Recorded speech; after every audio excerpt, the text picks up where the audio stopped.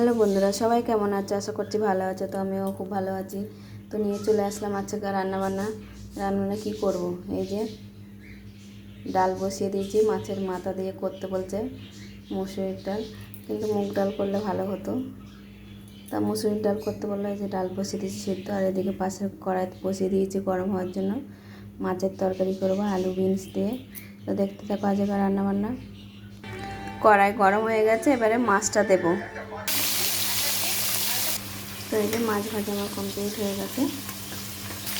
Beans ভাজা বসিয়ে দিয়েছি, আলু বিনস দিয়ে মাছের ঝোল করবো, নুন দিয়ে বিনসটা ভাজা বসিয়ে দিয়েছি। আর এদিকে ডাল আমার সিদ্ধ হয়ে গেছে, ফোড়ন দিয়ে দেবো।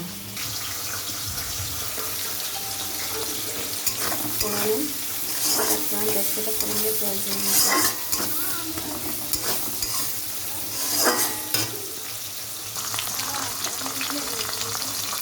তো এই যে মশলাটা দিয়ে দিয়েছি, আলু দিয়ে দিয়েছি, কষে নেবো।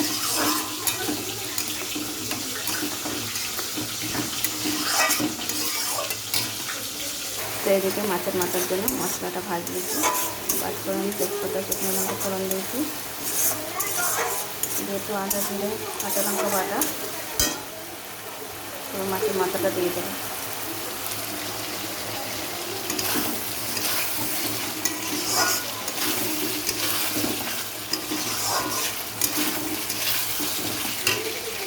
তো ভাজা কমপ্লিট, এবার ডালটা ঢেলে দেবো। ডাল ঢেলে দিয়েছি। কেমন হলো কমেন্ট করে জানান। ডালটা একটু গাঢ় হলেই হতো, আমি একটু পাতলা করে করেছি, গাঢ় ডাল খেতে পছন্দ করে না বলে।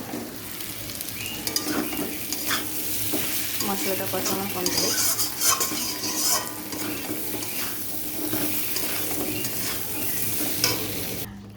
তো এই যে মাছের তরকারি রান্না কমপ্লিট হয়ে গেল।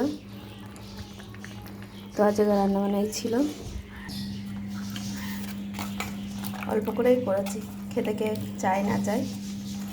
কেমন হলো আজকের রান্নাবান্না বন্ধুরা কমেন্ট করে জানিও। সবাইকে জানাই শুভ দুপুরের অনেক অনেক শুভেচ্ছা ও ভালোবাসা রইল সকল বন্ধুদের জন্য। সবাই ভালো থাকবে। টাটা বন্ধুরা।